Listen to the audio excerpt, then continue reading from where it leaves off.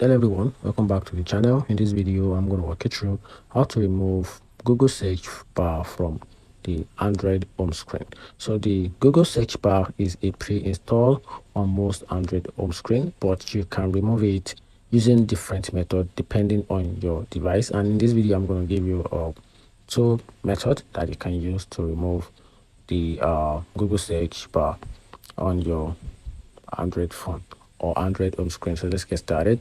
So the first method is to remove the Google search bar, which is the easiest method. Just long press the Google search bar on your home screen, then tap the remove or disable if the option appears.